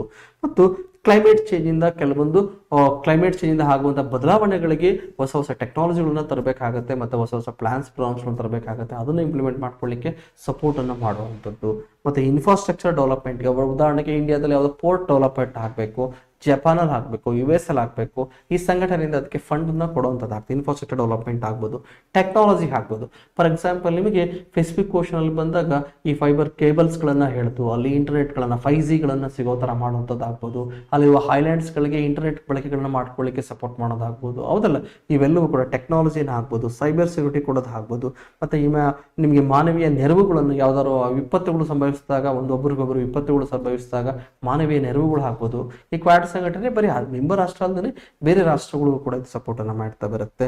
ಮತ್ತೆ ಮ್ಯಾರಿಟೈಮ್ ಸೆಕ್ಯೂರಿಟಿನ ಕೊಡುವಂಥದ್ದು. ಫಾರ್ ಎಕ್ಸಾಂಪಲ್ ಇಂಡಿಯಾ ಶಿಪ್ ಏನ್ ಮಾಡುತ್ತೆ, ನಿಮ್ಗೆ USA ಹೋಗ್ಬೇಕು ಅಂತಂದ್ರೆ ಫಾರ್ ಎಕ್ಸಾಂಪಲ್ ನೀವು ಬಂದಾಗ ಮಲಕ್ಕಾ ಸ್ಟ್ರೈಟ್ಗೆ ಬಂದು ಮಲಕ್ಕಾ ಸ್ಟ್ರೈಟ್ ಇಂದ ಸೌತ್ ಚೀನಾ ಸೀಗೆ ಹೋಗಿ, ಸೌತ್ ಚೀನಾ ಸೀದ ಇವಾಗ ಜಪಾನ್ಗೆ ಹೋಗ್ಬೋದು, ರಷ್ಯಾಗೆ ಹೋಗ್ಬೋದು, ಅಥವಾ USA ಹೋಗ್ಬೋದು, ಅಲ್ಲಿಂದ ಪೆಸಿಫಿಕ್ ಓಷನ್ ಮುಖಾಂತರ. ಹೌದಲ್ಲ, ಇಂಥದನ್ನ ಏನ್ ಮಾಡ್ತಾ ಹೋಗ್ತಾರೆ. ಇವಾಗ ಇಂಡಿಯಾದ್ದು ಎಲ್ಲಿ ಹೋಗುತ್ತೋ ಈ ಕ್ವಾಡ್ ಸಂಘಟನೆಯವರು ಏನ್ ಮಾಡ್ತಾರೆ, ಭಾರತಕ್ಕೆ ಸಪೋರ್ಟ್ ಅನ್ನ ಮಾಡ್ತಾರೆ. ಈಗ ಭಾರತದ ಆರ್ಮಿ ಎಲ್ಲ ಕಡೆ ಇರೋದಿಲ್ಲ. ಈಗ ಜಪಾನ್ ಮುಖಾಂತರ ಹೋಗ್ತಿರ್ತೀವಿ, ಜಪಾನ್ ಸಪೋರ್ಟ್ ಮಾಡುತ್ತೆ. ಅಲ್ಲಿ ಇಲ್ಲ ಆಸ್ಟ್ರೇಲಿಯಾ ಮುಖಾಂತರ ಹೋಗ್ತಿದ್ವಿ, ಆಸ್ಟ್ರೇಲಿಯಾ ಮಿಲಿಟರಿ ಸಪೋರ್ಟ್ ಮಾಡುತ್ತೆ. ಸೊ ಅಂದ್ರೆ ಕ್ವಾಡ್ ಸಂಘಟನೆಯಲ್ಲಿ ಇರೋದ್ರಿಂದ ನಮ್ಗೆ ಮ್ಯಾರಿಟೈಮ್ ಸೆಕ್ಯೂರಿಟಿಯಲ್ಲಿ ನಮ್ಗೆ ಹೆಲ್ಪ್ ಆಗ್ತಾ ಬರುತ್ತೆ. ಇಂಡಿಯನ್ ಓಷನ್ ನಾವು ಸ್ಟ್ರಾಂಗ್ ಇದ್ದೀವಿ, ಬಟ್ ಪೆಸಿಫಿಕ್ ಓಷನ್ ನಮ್ದು ಸ್ಟ್ರಾಂಗ್ ಇಲ್ಲ. ಸೊ ಪೆಸಿಫಿಕ್ ಓಷನ್ ಜೊತೆಗೆ ನಾವು ಇರಬೇಕು ಅಂತ ಗುರುತಿಸ್ಕೋಬೇಕು ಅಂತಂದ್ರೆ ಈ ಕ್ವಾಡ್ ಸಂಘಟನೆ ಅತ್ಯಂತ ಪ್ರಮುಖವಾಗಿರುತ್ತೆ. ಮತ್ತು ಚೀನಾವನ್ನ ಎದುರಿಸಲಿಕ್ಕೆ ಭಾರತಕ್ಕೆ ಇದು ಅನಿವಾರ್ಯ ಮತ್ತು ಅವಶ್ಯಕತೆ ಆಗಿರೋದು ನಾವಿಲ್ಲಿ ನೋಡ್ತಾ ಹೋಗ್ತೀವಿ. ಇದ್ರ ಜೊತೆಗೆ ಭಯೋತ್ಪಾದನೆ, ಸೊ ಕೌಂಟರ್ ಟೆರರಿಸಮ್ ಏನಾದ್ರು ಕರಿತಾ ಹೋಗ್ತೀವಲ್ಲ, ಈ ತರ ಟೆರರಿಸಮ್ ಆಕ್ಟಿವಿಟೀಸ್ ಕೂಡ ಇದನ್ನ ಈ ಕ್ವಾಡ್ ಸಂಘಟನೆಯಿಂದ ನಿಗ್ರಹ ಮಾಡೋದು ಒಂದು ಪ್ರಮುಖವಾಗಿರ್ತಾ ಹೋಗುತ್ತೆ. ಜೊತೆಗೆ ಇಲ್ಲಿ ಕ್ವಾಡ್ ಪ್ಲಸ್ ಅಂತ ಬರುತ್ತೆ. ಈ ಕ್ವಾಡ್ ಪ್ಲಸ್ ರಾಷ್ಟ್ರಗಳು ನೆಕ್ಸ್ಟ್ ಆಗುವಂಥದ್ದು. ಈ ಕ್ವಾಡ್ ಪ್ಲಸ್ ರಾಷ್ಟ್ರಗಳು ಯಾವ್ದು ಬರ್ತಾ ಹೋಗ್ತದೆ, ಸೌತ್ ಕೊರಿಯಾ, ನ್ಯೂಜಿಲೆಂಡ್, ವಿಯೆಟ್ನಾಂ ರಾಷ್ಟ್ರಗಳು. ಇವೆಲ್ಲವೂ ಕೂಡ ಪೆಸಿಫಿಕ್ ಓಷನ್ ಜೊತೆಗೆ ಕನೆಕ್ಷನ್ ಅನ್ನ ಹೊಂದಿರುವಂತಹ ರಾಷ್ಟ್ರಗಳು ಮತ್ತು ಬಹುತೇಕ ಚೀನಾ ವಿರೋಧಿ ರಾಷ್ಟ್ರಗಳೆಲ್ಲವನ್ನೂ ಕೂಡ ಇಲ್ಲಿ ಸೇರ್ಕೊಂಡು ಕ್ವಾಡ್ ಸಂಘಟನೆಯನ್ನ ಮಾಡಿವೆ ಅಂತ ನಾವಿಲ್ಲಿ ನೋಡಬಹುದು. ಹಾಗಿದ್ರೆ ಈ ಕ್ವಾಡ್ ಸಂಘಟನೆ ನಡೆದಿದ್ದು ಎಲ್ಲಿ? ಸೊ ಡೆಲಿವೇರ್ ಅನ್ನೋ USA ಸ್ಥಳದಲ್ಲಿ ಈ ಒಂದು 6ನೇ ಸಮಿತಿ ಇತ್ತೀಚೆಗೆ ನಡೆದಿದೆ. ಆಕ್ಚುಲಿ ವ್ಯಕ್ತಿಗಳು ಸೇರ್ಕೊಂಡು ಪರ್ಸನ್ಸ್ಗಳು ಸೇರ್ಕೊಂಡು ಮಾಡ್ತಿರೋಂಥ 4ನೇ ಸಮಿತಿ ಇದು. ಯಾಕಂದ್ರೆ 2021ರಲ್ಲಿ ಇದು ಆಗಿರೋದು. ಓವರ್ ಆಲ್ ಬಂದಾಗ ಇದುವರೆಗೂ ಒಟ್ಟು ಎಷ್ಟು ಸಮಿತಿಗಳಾಗಿವೆ? 6 ಸಮಿತಿ ಆಗಿರೋದು ನಾವಿಲ್ಲಿ ನೋಡ್ತಾ ಹೋಗ್ತೀವಿ. ಹಾಗೆ ಪ್ರಮುಖ ಅಂಶಗಳು ಈ ಸಲ ಆಗಿರುವಂತಹ ಕ್ವಾಡ್ ಸಮಿಟ್ ಅಲ್ಲಿ ಏನೇನು ಇಂಪಾರ್ಟೆಂಟ್ ಟಾಪಿಕ್ಗಳನ್ನ ಡಿಸ್ಕಸ್ ಮಾಡೋಣ, ಎಲ್ಲರೂ ಕೂಡ ಡಿಸ್ಕಸ್ ಮಾಡೋದು ಬೇಡ, ಎಕ್ಸಾಮ್ ಪಾಯಿಂಟ್ ಎಷ್ಟು ಬೇಕು ನಾವು ಇಲ್ಲಿ ನೋಡ್ತಾ ಹೋಗೋಣ. ಇಲ್ಲಿ ಕ್ವಾಡ್ ಹೆಲ್ತ್ ಸೆಕ್ಯೂರಿಟಿ ಪಾರ್ಟ್ನರ್ಶಿಪ್ ಅಂತಂದ್ರೆ ಈ ಕ್ವಾಡ್ ಸಂಘಟನೆಗಳು ಹೆಲ್ತ್ ಪರ್ಪಸ್ಗೋಸ್ಕರ, ಗುಡ್ ಹೆಲ್ತ್ ಮೇಂಟೈನ್ ಮಾಡೋಕ್ಕೋಸ್ಕರ, ಪ್ಯಾಂಡಮಿಕ್ ಟೈಮಲ್ಲಿ ಒಬ್ರಿಗೊಬ್ರು ಸಪೋರ್ಟ್ ಮಾಡೋಕ್ಕೋಸ್ಕರ ಇಲ್ಲಿ ಒಂದು ಪಾರ್ಟ್ನರ್ಶಿಪ್ ಅನ್ನು ಡೀಲ್ ಅನ್ನ ಮಾಡ್ಕೊಳ್ತಾ ಬರ್ತಾರೆ. Very important. 2023ರಲ್ಲಿಯೇ ಸೊ ಇದನ್ನು ಸ್ಟಾರ್ಟ್ ಮಾಡಿದ್ರು. 2023ರಲ್ಲಿಯೇ ಕ್ವಾಡ್ ಹೆಲ್ತ್ ಸೆಕ್ಯೂರಿಟಿ ಪಾರ್ಟ್ನರ್ಶಿಪ್ ಅನ್ನ ಇವರು ಸ್ಟಾರ್ಟ್ ಮಾಡ್ತಾರೆ. Very important. ಇಂಡೋ ಪೆಸಿಫಿಕ್ ಪ್ರದೇಶದಲ್ಲಿ ಆರೋಗ್ಯ ಭದ್ರತೆಯ ಸಮನ್ವಯತೆಯನ್ನು ಸಾಧಿಸೋಕ್ಕೋಸ್ಕರ 2023ರಲ್ಲಿ ತಗೋಬರ್ತಾರೆ. ಹಾಗಿದ್ರೆ 2023ರಲ್ಲಿ ಕ್ವಾಡ್ ಸಮಿತಿಯಲ್ಲಿ ತಗೋಬರ್ತಾರೆ ಯಾವುದು ಕ್ವಾಡ್ ಹೆಲ್ತ್ ಸೆಕ್ಯೂರಿಟಿ ಪಾರ್ಟ್ನರ್ಶಿಪ್ ಅನ್ನ. ಜೊತೆಗೆ ಇದನ್ನ ರೀಸೆಂಟ್ ಆಗಿ ಏನು ಈ ವರ್ಷದಲ್ಲಿ ಏನ್ ಆಡ್ ಮಾಡ್ಕೊಂಡಿದ್ದಾರೆ ಅದಕ್ಕೆ ಅಂತ ಕೇಳಿದ್ರೆ ಇದು ಹೊಸ ಒಂದು ಇನಿಷಿಯೇಟಿವ್ ಜಾರಿ ತಗೋಬರ್ತಿದ್ದಾರೆ. ಅದು ಒಂದು ಯಾವುದು ಕ್ವಾಡ್ ಕ್ಯಾನ್ಸರ್ ಮಾನ್ಸ್ಪಾಟ್ ಅಂತ ಹೇಳಿ. ಸೊ ಕ್ವಾಡ್ ಕ್ಯಾನ್ಸರ್ ಮಾನ್ಸ್ಪಾಟ್ ಅಂದ್ರೆ ಕ್ಯಾನ್ಸರ್ ರೋಗ ಹೆಚ್ಚಾಗ್ತಿರೋದನ್ನ ನೋಡ್ತಾ ಇದ್ವಿ ಜಗತ್ತಿನಲ್ಲಿ ಅಂತ. ಅದನ್ನ ಕಡಿಮೆ ಮಾಡಲಿಕ್ಕೋಸ್ಕರ ಸಂಘಟನೆಯಲ್ಲಿರುವಂತಹ ರಾಷ್ಟ್ರಗಳಿಗೆ ಸಪೋರ್ಟ್ ಅನ್ನ ಕೊಡುವಂಥದ್ದು ಇದೊಂದು ಉದ್ದೇಶವಾಗಿರುತ್ತೆ. ಇದಕ್ಕೆ ಈ ಸಾಂಕ್ರಾಮಿಕ ಸನ್ನದ್ಧತೆಗೆ ಹಾಗೆ ಪ್ಯಾಂಡಮಿಕ್ ಗೋಸ್ಕರ ಈ ಪ್ಯಾಂಡಮಿಕ್ ಟೈಮಲ್ಲಿ ಪ್ರಿಪೇರ್ ಆಗ್ಲಿಕ್ಕೋಸ್ಕರ ಆಲ್ರೆಡಿ USA ಇದಕ್ಕೆ ಫಂಡ್ ಅನ್ನ ಮಾಡಿದೆ. $ಎಷ್ಟು $84.5 million ಅಷ್ಟು ಅಷ್ಟು ಇನ್ವೆಸ್ಟ್ಮೆಂಟ್ ಅನ್ನ ಆಲ್ರೆಡಿ USA ಕ್ವಾಡ್ ಸಮಿತಿಯಲ್ಲಿ ಇನ್ವೆಸ್ಟ್ಮೆಂಟ್ ಮಾಡಿದ್ರೆ ನಾವಿಲ್ಲಿ ನೋಡ್ತಾ ಹೋಗ್ತೀವಿ. ಇದ್ರ ಜೊತೆಗೆ ನಿಮಗೆ ಮೈತ್ರಿ ಅನ್ನೋ ಒಂದು ಹೊಸ ಇನ್ಸ್ಟಿಟ್ಯೂಟ್ ಅನ್ನು ಕೂಡ ತಗೊಂಡಿದ್ದಾರೆ. Very important. ಇದನ್ನೊಂದು ಎಕ್ಸಾಂಪಲ್ ಕ್ವಶನ್ಸ್ ಕೇಳ್ತಾನೆ. ಅಂದ್ರೆ ಇಂಡೋ ಪೆಸಿಫಿಕ್ ತರಬೇತಿಗಾಗಿ ಸಾಗರ ಉಪಕ್ರಮ ಅಂದ್ರೆ maritime institute for training in Indo Pacific reasons ಅಲ್ಲಿ ಸೊ ಒಂದು ನೇವಿ ಈ ರಾಷ್ಟ್ರಗಳಲ್ಲಿ ಇರುವಂತಹ ನೇವಿಗಳಿಗೆ ಟ್ರೈನಿಂಗ್ ನ ಕೊಡ್ತಾರೆ. ಅಂದ್ರೆ ಯಾವ್ದಾದ್ರು ಒಂದು ಅಟ್ಯಾಕ್ ಆದಾಗ ಅದರಿಂದ ಸಂರಕ್ಷಣೆಯನ್ನು ಪಡ್ಕೊಳ್ಳೋದು ಹೇಗೆ ಅನ್ನೋದ್ರ ಬಗ್ಗೆ ಮ್ಯಾರಿಟೈಮ್ ಅನ್ನೋದು ಮೈತ್ರಿ ಅನ್ನೋ ಒಂದು ಹೊಸ ಕಾನ್ಸೆಪ್ಟ್ ಇಂಟ್ರೊಡ್ಯೂಸ್ ಮಾಡ್ಕೊಂಡಿದ್ದಾರೆ. ವೆರಿ ವೆರಿ ಇಂಪಾರ್ಟೆಂಟ್ ಇದು. ಹಾಗಿದ್ರೆ ಏನಿದು? ಸೊ ಇಲ್ಲಿ ಅಂದ್ರೆ ತನ್ನ ಮೆಂಬರ್ ಕಂಟ್ರಿ ಸರಹದಲ್ಲಿ ಬರುವಂತಹ ರಾಷ್ಟ್ರಗಳು, ಫಾರ್ ಎಕ್ಸಾಂಪಲ್ ಭಾರತಕ್ಕೆ ತನ್ನದೇ ಅಂತ EEZ ಇದೆ ಅಂತಂದ್ರೆ ಎಕ್ಸ್ಕ್ಲೂಸಿವ್ ಎಕನಾಮಿಕ್ ಝೋನ್ ಅನ್ನ ಭಾರತ ಹೊಂದಿರುತ್ತೆ. ಸೊ ಎಷ್ಟು ಕಿಲೋಮೀಟರ್? 200 ನಾಟಿಕಲ್ ಮೈಲ್ವರೆಗೂ ಕೂಡ ಭಾರತ ತನ್ನ ಎಕ್ಸ್ಕ್ಲೂಸಿವ್ ಎಕನಾಮಿಕ್ ಝೋನ್ ಹೊಂದಿರುತ್ತೆ. ಅದನ್ನ ಸಂರಕ್ಷಣೆ ಮಾಡ್ಕೊಳ್ಳೋದು ಹೇಗೆ? ಅದಕ್ಕೆ ಸಂರಕ್ಷಣೆ ಮಾಡ್ಕೊಳ್ಳಿ ಚೀನಾ ಏನೋ ಅಬ್ಜೆಕ್ಷನ್ ಮಾಡ್ತು ಅಂದ್ರೆ ಬೇರೆ ರಾಷ್ಟ್ರ ಒಂದು ಅಬ್ಜೆಕ್ಷನ್ ಮಾಡ್ತು, ಪಾಕಿಸ್ತಾನ ಆಗ್ಬೋದು. ಇಂಥ ಟೈಮಲ್ಲಿ ಕ್ವಾಡ್ ಸಂಘಟನೆ ಇರುವಂಥ ಎಲ್ಲ ರಾಷ್ಟ್ರಗಳು ಕೂಡ ಭಾರತಕ್ಕೆ ಸಪೋರ್ಟ್ ಬರುತ್ತೆ.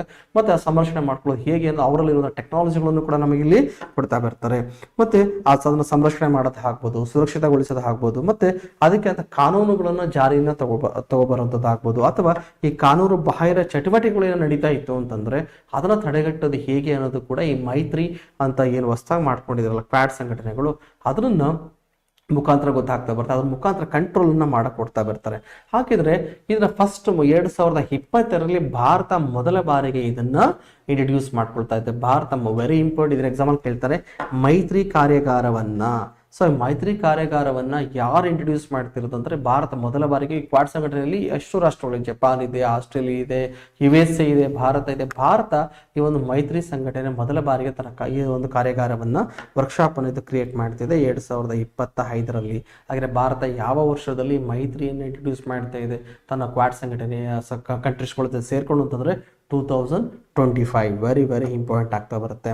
ಮತ್ತೆ ಈ ಒಂದು ಎಲ್ಲ ರಾಷ್ಟ್ರಗಳು ಸೇರ್ಕೊಂಡು ಕೂಡ ಯಾವುದು ಲಾಜಿಸ್ಟಿಕ್ ನೆಟ್ವರ್ಕ್ಗಳನ್ನ ಪೆಸಿಫಿಕ್ ಓಷನ್ ಅಲ್ಲಿ ಇಂಡೋ ಪೆಸಿಫಿಕ್ ಓಷನ್ ಲಾಜಿಸ್ಟಿಕ್ ನೆಟ್ವರ್ಕ್ಗಳನ್ನ ಕ್ರಿಯೇಟ್ ಮಾಡೋದು. ಲಾಜಿಸ್ಟಿಕ್ ಅಂದ್ರೆ ಒಂದು ಕಡೆಗೆ ಸಪ್ಲೈ ಗೂಡ್ಸ್ ಅಂಡ್ ಸರ್ವಿಸ್ ನ ಕೊಡುವಂಥದ್ದು ಆಗ್ಬೋದು. ಮತ್ತೆ very important port infrastructure development ಅಂತಂದ್ರೆ ಬಂದರುಗಳ ಈ ಮೂಲ ಸೌಕರ್ಯಗಳನ್ನು ಹೆಚ್ಚಿಸೋದಂಥದ್ದು. ಈಗ ಭಾರತದಲ್ಲಿರುವಂತಹ ಎಲ್ಲ ಬಂದರುಗಳನ್ನು ಅಪ್ಗ್ರೇಡ್ ಮಾಡುವಂಥದ್ದು, ಜಪಾನಲ್ಲಿ ಇರುವಂಥದ್ದು ಆಗ್ಬೋದು, ಮತ್ತೆ ಅಲ್ಲಿಂದ ಬಂದು ಆಸ್ಟ್ರೇಲಿಯಾದಲ್ಲಿ ಆಗ್ಬೋದು, US ಅಲ್ಲಿ ಇರೋದು ಆಗ್ಬೋದು. ಸೊ ಇನ್ಫ್ರಾಸ್ಟ್ರಕ್ಚರ್ ಡೆವಲಪ್ಮೆಂಟ್ಗೋಸ್ಕರ ಯಾಕಂದ್ರೆ ನಮಗೆ ಮೋರ್ ದೆನ್ 95% ಭಾರತ ಟ್ರೇಡ್ ಯಾವ್ದ್ರ ಮುಖಾಂತರನೇ ಆಗುತ್ತೆ, ನಮಗೆ ಸಿ ಮುಖಾಂತರನೇ ಆಗುತ್ತಲ್ಲ. ಸೊ ಹಾಗಾಗಿ ನಮಗೆ ಪೋರ್ಟ್ಗಳ ಅವಶ್ಯಕತೆ ಹೆಚ್ಚಿರ್ತಾ ಹೋಗುತ್ತೆ.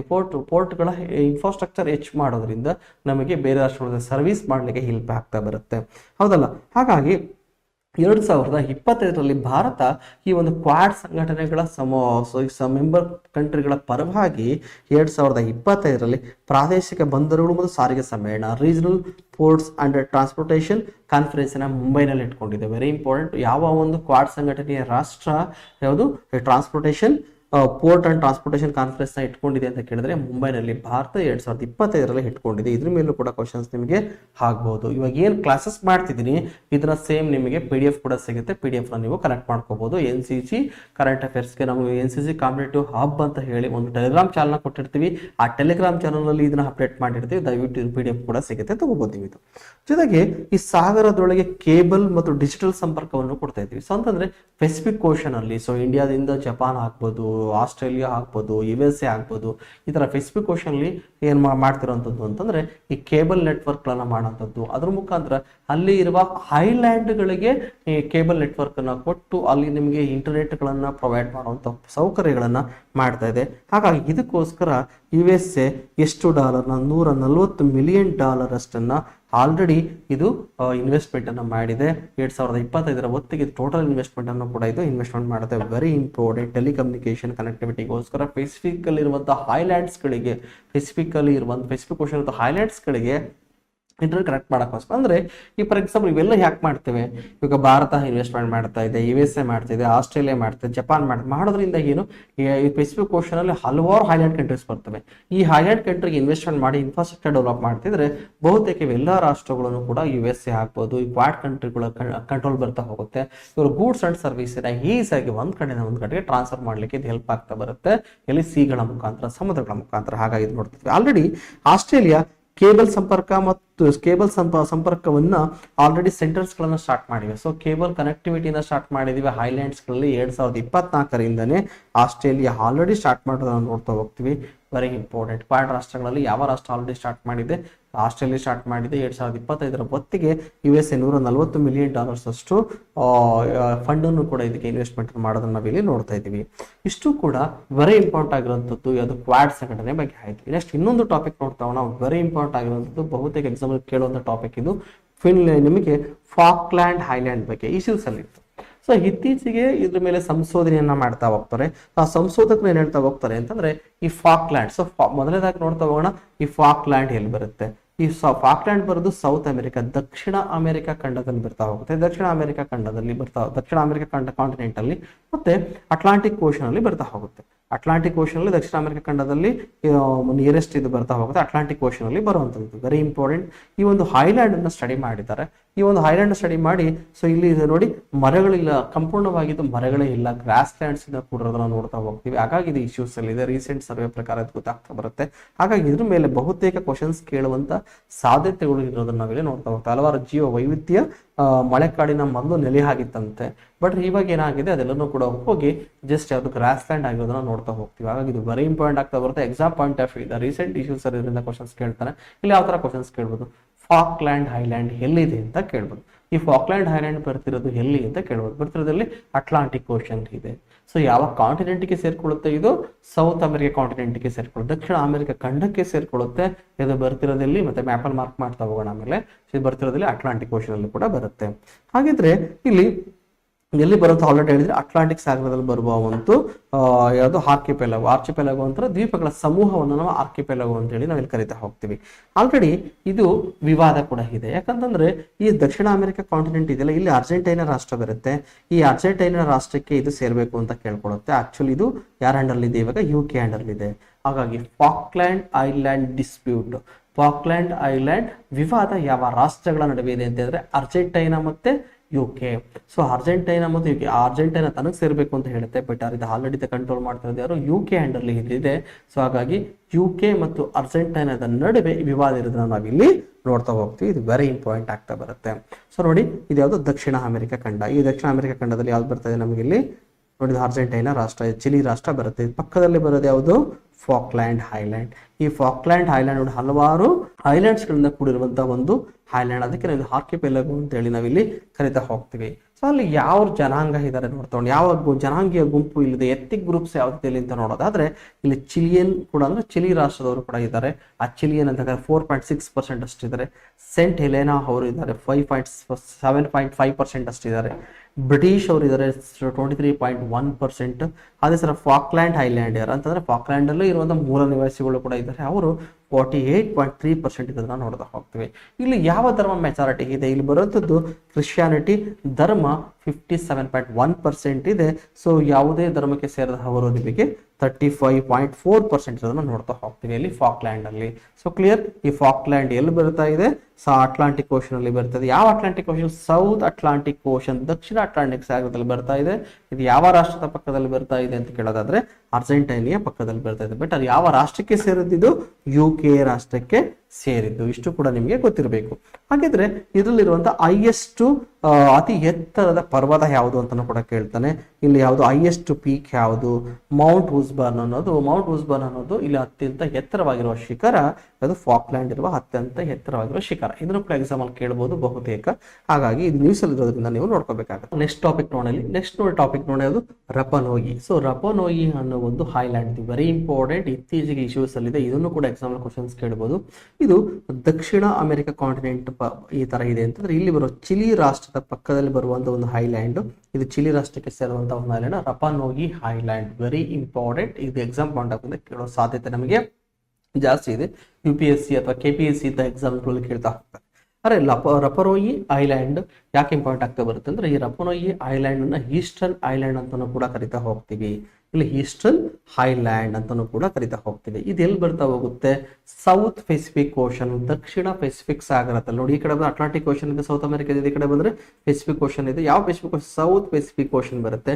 ಈ ಸೌತ್ ಪೆಸಿಫಿಕ್ ಓಷನ್ ಅಲ್ಲಿ ಚಿಲಿ ರಾಷ್ಟ್ರದ ಪಕ್ಕದಲ್ಲಿ ಬರುವಂತಹ ಹೈಲ್ಯಾಂಡ್ ರಪನೋಯಿ ಹೈಲ್ಯಾಂಡ್. ಸೊ ಕ್ಲಿಯರ್, ಇದು ನಿಯರ್ಲಿ 6 ಸ್ಕ್ವೇರ್ ಕಿಲೋಮೀಟರ್ ಅಷ್ಟು ವಿಸ್ತೀರ್ಣವನ್ನ ಇದು ಹೊಂದಿರೋದನ್ನ ನಾವಿಲ್ಲಿ ನೋಡ್ತಾ ಹೋಗ್ತೀವಿ. ಅಷ್ಟೇ ಸಮುದ್ರ ಮಟ್ಟದಿಂದ ಚಿಕ್ಕ ಐಲ್ಯಾಂಡ್. ಇದು ಕೂಡ ಸಮುದ್ರ ಮಟ್ಟದಿಂದ 507 ಮೀಟರ್ ಅಷ್ಟು ಹೈಟ್ ಇರೋದನ್ನ ನಾವು 507 ಮೀಟರ್ ಅಷ್ಟು ಸೀ ಲೆವೆಲ್ ಇಂದ ಹೈಟ್ ಇರೋದ್ರ ಹೈಲ್ಯಾಂಡ್ ಅನ್ನು ನೋಡ್ತಾ ಹೋಗ್ತೀವಿ. ಇದೊಂದು ವಾಲ್ಕೆನಿಕ್ ಹೈಲ್ಯಾಂಡ್, ಇದು ಜ್ವಾಲಾಮುಖಿಯಿಂದ ಆಗಿರುವಂತಹ ಹೈಲ್ಯಾಂಡ್ ಇದು. ಸೊ ಕ್ಲಿಯರ್, ಏನ್ ಇಶ್ಯೂಸ್ ಅಲ್ಲಿ ಇದೆ ಅಂತ ನೋಡ್ತಾ ಹೋಗೋಣ ಆಗಿರುತ್ತೆ. ಇದು ಇಲ್ಲೊಂದು ರಾಷ್ಟ್ರೀಯ ಉದ್ಯಾನವನ ಕೂಡ ಬರ್ತಾ ಹೋಗುತ್ತೆ. ಈ ರಾಷ್ಟ್ರೀಯ ಉದ್ಯಾನವನ ಅದು ರಪನೋಯಿ ನ್ಯಾಷನಲ್ ಪಾರ್ಕ್. ಈ ರಪನೋಯಿ ನ್ಯಾಷನಲ್ ಪಾರ್ಕ್ ನ ವರ್ಲ್ಡ್ ಹೆರಿಟೇಜ್ ಸೈಟ್ ಆಗಿ ಕೂಡ ಮಾಡ್ಕೊಂಡಿದ್ದಾರೆ. So clear, world heritage site ಆಗಿ ಮಾಡ್ಕೊಂಡಿರೋದ್ರಿಂದ ಸೊ ಇದು ನೋಡ್ಬೇಕಾಗತ್ತೆ. ಈ ಒಂದು ರಪನೋಯಿ ವರ್ಲ್ಡ್ ಹೆರಿಟೇಜ್ ಸೈಟ್ ಕೂಡ ಆಗಿದೆ. ಸೊ ಯುನೆಸ್ಕೋದ ವಿಶ್ವ ಪಾರಂಪರಿಕ ತಾಣಗಳಲ್ಲಿ ಸ್ಥಾನವನ್ನು ಕೂಡ ಇದು ಪಡ್ಕೊಂಡಿದೆ. ಅದು ಇವಾಗಲೂ ತುಂಬಾ ದಿನಗಳಿಂದಲೇ ಪಡ್ಕೊಂಡಿದೆ. ಸೊ ಅದು ಕೂಡ ವೆರಿ ಇಂಪಾರ್ಟೆಂಟ್ ಆಗ್ತಾ ಬರುತ್ತೆ. ಇಲ್ಲಿ ಹಲವಾರು ಕಲ್ಲಿನ ಪ್ರತಿಮೆಗಳು ಏನ್ ನೋಡ್ತಾ ಇದೀರಲ್ಲ, ಈ ಕಲ್ಲಿನ ಪ್ರತಿಮೆಗಳನ್ನ ಅಂದ್ರೆ ಅಲ್ಲಿದ್ದಂತಹ ಟ್ರೈಬ್ಸ್ ಏನಿತ್ತು ಅವರು ತಮ್ಮ ಪೂರ್ವಜರನ್ನ, ಸೊ ಆ ಪೂರ್ವಜರನ್ನು ಪ್ರತಿಬಿಂಬಿಸುವಂತಹ ಆ ಕಲ್ಲುಗಳನ್ನ ಕೆತ್ತಿ ಇಟ್ಟಿದ್ದಾರೆ. ಆ ಸ್ಟ್ಯಾಟ್ಯೂಗಳನ್ನ ಮಾಡ್ಕೊಂಡಿದ್ದಾರೆ. ಸೊ ಅಥವಾ ಆ ಪ್ರತಿಮೆಗಳನ್ನ ಮಾಡಿ ಇಟ್ಕೊಂಡಿದ್ದಾರೆ. ಸೊ ಅದನ್ನ ಇದು ವರ್ಲ್ಡ್ ಹೆರಿಟೇಜ್ ಸೈಟ್ ಆಗಿ ಮಾಡ್ಕೊಳ್ಳಿಕ್ಕೆ ಒಂದು ರೀಸನ್ ಆಗಿ ನಾವು ನೋಡ್ತಾ ಹೋಗ್ತೀವಿ. ನಿಯರ್ಲಿ 1000 ಸ್ಟೋನ್ಸ್ ಗಳನ್ನ ಅಲ್ಲಿ ಕಲ್ಲುಗಳನ್ನ ಇಟ್ಟಿರೋದನ್ನ ನೋಡ್ತಾ ಹೋಗ್ತೀವಿ. ನಾವು ಮೊಯ್ ಅಂತ ಕರಿತೀವಿ. Very important. ಇದ್ರ ಅಂತ ಕರಿತಾ ಹೋಗ್ತೀವಿ, ಮೊಯ್ ಅಂತ ಹೇಳಕ್ ಕರಿತಾ ಹೋಗ್ತೀವಿ. ಇದನ್ನ ಯಾವ ಟೈಮ್ ಅಲ್ಲಿ ಮಾಡಿರ್ಬೋದು ಅಂತಂದ್ರೆ 1400ರಿಂದ 1650 AD ಮಾಡಿರ್ಬೋದು ಅಂತ ಇದನ್ನ ಗೆಸ್ ಮಾಡಿದ್ರೆ. ಅದು ಅಲ್ಲಿದ್ದಂತ ಐಲ್ಯಾಂಡ್ ಅಲ್ಲಿ ಯಾರು ಇರ್ತಾರೋ ಅವರುಗಳು. ಸೊ ಕ್ಲಿಯರ್, ಇಷ್ಟು ಕೂಡ ರಪನೋಯಿ ಐಲ್ಯಾಂಡ್ಸ್ ಬಗ್ಗೆ. So clear. ಸೊ ರಪನೋಯಿ ಐಲ್ಯಾಂಡ್ಸ್ ಇತ್ತೀಚೆಗೆ ಇಶ್ಯೂಸ್ ಅಲ್ಲಿ ಇತ್ತು, ಹಾಗಾಗಿ ಅದ್ರ ಮೇಲೆ ಕ್ವಶನ್ಸ್ ಅನ್ನ ಕೇಳ್ತಾನೆ. ನೆಕ್ಸ್ಟ್ ಬಂದಾಗ ಓಷನ್ 24 ವೆರಿ ಇಂಪಾರ್ಟೆಂಟ್. ಇದು ಕೂಡ ಅತ್ಯಂತ ಹೆಚ್ಚಾಗಿ ಕೇಳಪಟ್ಟಂಥದ್ದು. ಯಾಕಂದ್ರೆ ರಷ್ಯಾ ಮತ್ತು ಚೀನಾದವರು ಓಷನ್ 24 ಅನ್ನು ಹೇಳಿ ಒಂದು ನೇವಿ, ರಷ್ಯಾದ ನೇವಿ ಮತ್ತೆ ಚೀನಾದ ನೇವಿ ಎರಡೂ ಸೇರ್ಕೊಂಡು ಅತ್ಯಂತ ಪ್ರಬಲವಾಗಿರುವಂತಹ ನೌಕಾ ವ್ಯಾಯಾಮವನ್ನ ಮಾಡಿದ್ರೆ ಪ್ರಪಂಚದಲ್ಲಿ ಅತಿ ದೊಡ್ಡ ನೌಕಾ ವ್ಯಾಯಾಮ ಅಂತ ಇದು ಕರೆಸ್ಕೊಳ್ತಾ ಬರುತ್ತೆ. ಹಾಗಾಗಿ ಇದು ವೆರಿ ಇಂಪಾರ್ಟೆಂಟ್. ಯಾರು ಮಾಡಿರೋದು? ಓಷನ್ 24 ಅನ್ನೋ ಒಂದು ನೇವಲ್ ಎಕ್ಸರ್ಸೈಸ್ ಅನ್ನ ಮಾಡಿರೋದು ರಷ್ಯಾ ಮತ್ತು China. So clear. So recent ಆಗಿರುವಂತಹ ಇದರಲ್ಲಿ ಅತ್ಯಂತ ಬಲಿಷ್ಠವಾಗಿರೋ ಅತಿ ದೊಡ್ಡ ನಿಮಗೆ ನೇವಲ್ ಎಕ್ಸರ್ಸೈಸ್ ಯಾವ್ದು ಕೇಳಿದ್ರೆ ಓಷನ್ 24. ಇದು ಎಲ್ಲಿ ನಡೆದಿದ್ದು? C of Japan. So Japan ಸಮುದ್ರ ಏನಿದೆ, ಸೊ ಜಪಾನ್ ಮತ್ತೆ ಚೀನಾ ನಡುವೆ ಏನ್ ಬರ್ತಾ ಹೋಗುತ್ತಲ್ಲ, ಈ ರಷ್ಯಾ ಈ ಭಾಗದಲ್ಲಿ, ಇದನ್ನ ನಾವು ಈ ಜಪಾನ್ ಸಿಯಲ್ಲಿ ನಡೆದಿರುವಂತಹ ಅತಿ ದೊಡ್ಡ ಒಂದು ನೌಕಾ ವ್ಯಾಯಾಮ ಆಗಿರುತ್ತೆ. ಇದು ಸೆಪ್ಟೆಂಬರ್ 10ರಿಂದ 16ನೇ ತಾರೀಕುವರೆಗೂ 2024 ನಡೆದಿದೆ. ಇದರಲ್ಲಿ 400ಕ್ಕೂ ಹೆಚ್ಚು ಯುದ್ಧ ವಿಮಾನಗಳು ಮತ್ತು 220ಕ್ಕೂ ಹೆಚ್ಚು ವಿಮಾನಗಳು, ಯುದ್ಧ ನೌಕೆಗಳು, ಈಗ ನಿಮಗಂತಂದ್ರೆ ವಾರ್ಶಿಪ್ಗಳು 400+ ಆಗಿ ಅಟೆಂಡ್ ಮಾಡಿವೆ, ಪ್ಲಸ್ 120 ಏರ್ಕ್ರಾಫ್ಟ್ಸ್ಗಳು, 90,000ಕ್ಕೂ ಹೆಚ್ಚು ಮಿಲಿಟರಿಗಳು ಎರಡು ರಾಷ್ಟ್ರಗಳಿಂದ ಭಾಗವಹಿಸೋದನ್ನು ನೋಡ್ತಾ ಹೋಗ್ತೀವಿ. ಹಾಗಾಗಿ ಇದು ಅತಿ ದೊಡ್ಡ ಅಂತ ನೋಡ್ತಾ ಹೋಗ್ತೀವಿ. ಸೊ ಇದು ಏನನ್ನ ಮೆಸೇಜನ್ನು ಫಾರ್ವರ್ಡ್ ಮಾಡ್ತಾ ಇದೆ, ಸೊ ಅಂದ್ರೆ ತಮ್ಮ ಕಂಬೈನ್ಡ್ ಆಗಿ ರಷ್ಯಾ ಮತ್ತು ಚೀನಾ ಸ್ಟ್ರೆಂತ್ ಸೇರ್ಕೊಳ್ತು ಅಂದ್ರೆ ನಾವೆಷ್ಟು ಬಲಿಷ್ಠರು ಅಂತ ಹೇಳಿ ಜಗತ್ತಿಗೆ ತೋರಿಸುವಂತಹ ಇದು ಪ್ರಯತ್ನ. ಇದು ಅಮೆರಿಕಕ್ಕೂ ಕೂಡ ಒಂದು ಇಂಡೈರೆಕ್ಟ್ ಮೆಸೇಜ್ ಅನ್ನು ಪಾಸ್ ಮಾಡಬೇಕು ಅಂತ ಹೇಳಿ ಇಬ್ರು ಸೇರ್ಕೊಂಡ್ರೆ ನಾವು ಬಲಿಷ್ಠರು ಆಗ್ತೀವಿ ಅಂತ ತೋರಿಸ್ಕೊಳ್ಳಿಕ್ಕೋಸ್ಕರನೇ ಈ ಒಂದು ಓಷನ್ 24 ಅನ್ನೋ ಒಂದು ಜಾರಿಗೆ ತಗೋಬರ್ತಾರೆ ಅಥವಾ ಒಂದು ಮಿಲಿಟರಿ ಎಕ್ಸರ್ಸೈಸ್ ಅನ್ನ ಇವರು ಮಾಡ್ತಾರೆ. ನೆಕ್ಸ್ಟ್ ಇದೇ ರೀತಿಯಲ್ಲಿ ಭಾರತ ಒಂದು ಫ್ರಾನ್ಸ್ ಜೊತೆಗೆ ಒಂದು ಜಾಯಿಂಟ್ ಎಕ್ಸರ್ಸೈಸ್ ನೇವಿ ಎಕ್ಸರ್ಸೈಸ್ ಅನ್ನ ಮಾಡ್ಕೊಂಡಿತ್ತು. ಅದು ಎಕ್ಸರ್ಸೈಸ್ ವರುಣ ಅಂತ ಕರಿತಾ ಹೋಗ್ತೀವಿ. ಯಾವುದು ವರುಣ ಹಾಗೆ ಎಕ್ಸಾಂಪಲ್ ಕೇಳ್ಬಿಡ್ತಾರೆ. ವರುಣ ಅನ್ನೋ ಒಂದು ಮಿಲಿಟರಿ ಅಥವಾ ಮಿಲಿಟರಿ ಇಲ್ಲ, ಇದು ನೇವಿ ಎಕ್ಸರ್ಸೈಸ್ ಅನ್ನ ಯಾವ ರಾಷ್ಟ್ರ ಜೊತೆ ಭಾರತ ಮಾಡ್ಕೊಂಡಿತ್ತು? ಭಾರತ ಮತ್ತು ಫ್ರಾನ್ಸ್ ನಡುವೆ ಇದು ನಡೆದಿದೆ. ಸೊ ಇದೊಂದು ಬೈಲ್ಯಾಟ್ರಲ್ ನೇವಿಯಲ್ ಎಕ್ಸರ್ಸೈಸ್, ಎರಡು ರಾಷ್ಟ್ರಗಳು ಸೇರಿಕೊಂಡು ದ್ವಿಪಕ್ಷೀಯವಾಗಿ ಮಾಡಿರುವಂತಹ ಒಂದು ವ್ಯಾಯಾಮ ಇದೊಂದು. ಸೊ ಇದರಲ್ಲಿ ಎಲ್ಲಿ ಮಾಡಿರೋದು ಇದು? ಸೊ ನಿಮಗೆ ಗೊತ್ತಿರೋ ಹಾಗೆ ಫ್ರಾನ್ಸ್ ಯಾವ ಜೊತೆ ಬೌಂಡ್ರಿ ಶೇರ್ ಮಾಡುತ್ತೆ? ಫ್ರಾನ್ಸ್ ಮತ್ತು ಮೆಡಿಟೇರಿಯನ್ ಸಿ ಜೊತೆಗೆ ಬೌಂಡ್ರಿ ಶೇರ್ ಮಾಡುತ್ತೆ. ಇದು ಮೆಡಿಟೇರಿಯನ್ ಸಮುದ್ರದಲ್ಲಿ ಮಾಡಿರುವಂತಹ ಡ್ರಿಲ್ ಇದು. ಸೊ ಹಾಗೆ ವೆರಿ ಇಂಪಾರ್ಟೆಂಟ್ ಆಗ್ತಾ ಬರುತ್ತೆ. ಇದನ್ನು ಸ್ಟಾರ್ಟ್ ಮಾಡಿದ್ದು ಇವಾಗಲ್ಲ, 1993 ಇದನ್ನು ಸ್ಟಾರ್ಟ್ ಮಾಡ್ತಾರೆ. 2001 ಇದಕ್ಕೆ ವರುಣ ಅನ್ನೋ ಹೆಸರನ್ನ ಕೊಡ್ತಾ ಬರ್ತಾರೆ. ಸೊ ಇದು ಎಷ್ಟನೇ ಎಡಿಷನ್ ಇವಾಗ ಆಗಿರೋದು? 22ನೇ ಎಡಿಷನ್ ಇವಾಗ ಆಗಿರೋಂಥದ್ದು. ಹಾಗೆ ಇದರಲ್ಲಿ ಭಾರತದಿಂದ ಯಾವ ಅಟೆಂಡ್ ಮಾಡಿದ್ವು ಈ ಒಂದು ಎಕ್ಸರ್ಸೈಸ್ ಅಲ್ಲಿ ಅಂತ ಹೇಳಿದ್ರೆ, ಸೊ ಇದು ಅಮೆರಿಕನ್ ಮೂಲದ, ಅಮೆರಿಕದಿಂದ ಭಾರತ ಬೈ ಮಾಡಿರುವಂತ P8 ಹೈ ಅನ್ನೋ ಒಂದು P8 ಹೈ ಅನ್ನೋ ಒಂದು ವಿಮಾನಗಳು ಏರ್ಕ್ರಾಫ್ಟ್ಸ್ಗಳು ಇದರಲ್ಲಿ ಭಾಗವಹಿಸಿದ್ವು. ಭಾರತದ ಏರ್ಕ್ರಾಫ್ಟ್ಗಳು ಭಾಗವಹಿಸಿದ್ವು. ಮತ್ತು ರಷ್ಯಾದವರು ಭಾರತದ ನೌಕಾಪಡೆಗೋಸ್ಕರನೇ ಒಂದು INS ಟಾಬರ್ ಅನ್ನೋದನ್ನ ಅಭಿವೃದ್ಧಿಪಡಿಸಿದ್ರು. ಅದನ್ನ ಭಾರತ ಬೈ ಮಾಡ್ಕೊಂಡಿದೆ. ಸೊ ಭಾರತದ INS ಟಾಬರ್ ಮತ್ತೆ ಯಾವುದು P8 ಹೈ ಅನ್ನೋದು. ಸೊ ಅಂದ್ರೆ ಟಾಬರ್ನ ಅಭಿವೃದ್ಧಿಪಡಿಸಿದ್ದು ಯಾರು? ರಷ್ಯಾದವರು. ಇದು ಭಾರತದ ನೌಕಾಪಡೆ ಬಳಕೆಯಲ್ಲಿ ಮಾಡ್ತಾ ಇದೆ. ಅದೇ ತರ P81 ಅಭಿವೃದ್ಧಿಪಡಿಸಿದಾರು US ಅವರು, ಅವ್ರ ಹತ್ರ ಭಾರತ ಬೈ ಮಾಡಿಕೊಂಡು ಭಾರತ ಯೂಸ್ ಮಾಡ್ಕೊಳ್ತಾ ಇದೆ. ಇವೆರಡೂ ಕೂಡ ಪಾರ್ಟಿಸಿಪೇಟ್ ಮಾಡಿದ್ವು ಇಲ್ಲಿ ಈ ಒಂದು ವರುಣ ನೇವಲ್ ಎಕ್ಸರ್ಸೈಸ್ ಅಲ್ಲಿ. ಸೊ ಕ್ಲಿಯರ್, ಇದು ಕೂಡ ವೆರಿ ಇಂಪಾರ್ಟೆಂಟ್. ಇದ್ರ ಮೇಲೆ ಯಾವ್ಯಾವ ಪಾರ್ಟಿಸಿಪೇಟ್ ಮಾಡಿತ್ತು ಅಥವಾ ಯಾವ ರಾಷ್ಟ್ರದಿಂದ ಭಾರತ ಬೈ ಮಾಡ್ಕೊಂಡಿತ್ತು ಅಂತ ಕೂಡ ನಿಮಗೆ ಇಲ್ಲಿ ಕೇಳ್ಬಿಡ್ಬೋದು. ಹಾಗಾಗಿ ಇದು ಇಂಪಾರ್ಟೆಂಟ್ ಆಗ್ತಾ ಬರುತ್ತೆ. ನೆಕ್ಸ್ಟ್ ವೆರಿ ಇಂಪಾರ್ಟೆಂಟ್, ಭಾರತದಲ್ಲಿ ಒಂದು ಪರಂ ರುದ್ರ ಸೂಪರ್ ಕಂಪ್ಯೂಟರ್ ನ 3 ಕಡೆಗೆ ಅಳವಡಿಸಿದ್ದಾರೆ ಇವಾಗ. ಸೊ ಕ್ಲಿಯರ್, ಪ್ರಧಾನ ಮಂತ್ರಿಯವರು ಇದನ್ನ 3 ಕಡೆಗೂ ಅಳವಡಿಸಿ ಇನಾಗ್ರೇಟ್ ಅನ್ನ ಮಾಡಿದ್ದಾರೆ. ವೆರಿ ಇಂಪಾರ್ಟೆಂಟ್ ಆಗಿದೆ ಪರಂ ರುದ್ರ ಸೂಪರ್ ಕಂಪ್ಯೂಟರ್. ಸೊ ಪರಂ ರುದ್ರ ಸೂಪರ್ ಕಂಪ್ಯೂಟರ್ ಯಾವ ಬಳಕೆ ಮಾಡ್ತಾ ಹೋಗ್ತೀವಿ? ಸೊ ಇಲ್ಲಿ ಸೈನ್ಸ್ ರಿಸರ್ಚ್ ಲ್ಯಾಬ್ಗಳಲ್ಲಿ ನಾವು ಇದನ್ನ ಬಳಕೆ ಮಾಡ್ಕೊಳ್ತಾ ಹೋಗ್ತೀವಿ. ಅಂತಂದ್ರೆ ಸ್ಪೀಡ್ ಆಗಿ ವರ್ಕ್ ಮಾಡ್ಲಿಕ್ಕೋಸ್ಕರ ಇದನ್ನ ಬಳಕೆ ಮಾಡುವಂಥದ್ದು, ಹೌದಲ್ಲ? ಸೊ ಎಷ್ಟು ಪ್ರಧಾನಮಂತ್ರಿ, ಭಾರತ ಪ್ರಧಾನಿ ಆಗಿರೋ ನರೇಂದ್ರ ಮೋದಿ ಅವರು ಈ 3 ಪರಂ ರುದ್ರ ಅನ್ನೋ ಒಂದು ಕಂಪ್ಯೂಟರ್ ಒಳಗೆ ಚಾಲನೆಯನ್ನ ಕೊಟ್ಟಿದ್ದಾರೆ. ಸೊ ಕ್ಲಿಯರ್, ಇದು ಯಾರ ಇದು ಯಾವುದರ ಅಡಿಯಲ್ಲಿ ಜಾರಿ ತಂದಿರುವಂತಹ ಯೋಜನೆ? ಪರಂ ರುದ್ರ ಅನ್ನೋ ಸೂಪರ್ ಕಂಪ್ಯೂಟರ್ನ 2016ರಲ್ಲಿ the national super computing mission ಅಂತ ಭಾರತ ಸರ್ಕಾರ ಸ್ಟಾರ್ಟ್ ಮಾಡುತ್ತೆ. ಅದರ ಅಡಿಯಲ್ಲಿ ಪರಂ ರುದ್ರ ಸೂಪರ್ ಕಂಪ್ಯೂಟರ್ ಅಭಿವೃದ್ಧಿ ಆಗಿರುತ್ತದೆ. ವೆರಿ ಇಂಪಾರ್ಟೆಂಟ್, ಯಾವ ಮಿಷನ್ ಅಡಿಯಲ್ಲಿ ಪರಂ ರುದ್ರ ಸ್ಥಾಪನೆ, ಅದು Param Rudra super computer start ಆಯಿತು ಅಂತ ಕೇಳಿದ್ರೆ the national super computing mission 2015ರ ಅಡಿಯಲ್ಲಿ. ಸೊ ಭಾರತ ಇವಾಗ ಯೂಸ್ ಮಾಡುವಂತ ಪರಂ ಯಾವ್ಯಾವ ಲ್ಯಾಬ್ಗೆ ಕೊಟ್ಟಿವೆ? ಸೊ ಪುಣೆಯಲ್ಲಿ ಒಂದು GMRT ಲ್ಯಾಬ್ ಅಂತ ಬರ್ತಾ ಹೋಗುತ್ತೆ, ಇದರಲ್ಲಿ ಬಳಕೆಯನ್ನ ಮಾಡ್ತಾ ಇದ್ದಾರೆ ಇವಾಗ. ಅದರ ಬಿಟ್ರೆ IUAC ಡೆಲ್ಲಿಯಲ್ಲಿ, ಸೊ ಅದಕ್ಕೊಂದು ಕೊಟ್ಟಿದ್ದಾರೆ ಇವಾಗ. ಪರ 3 ಹೇಳಿದಲ್ವಾ, ಆ 3ರಲ್ಲಿ ಒಂದು ಯಾವುದು?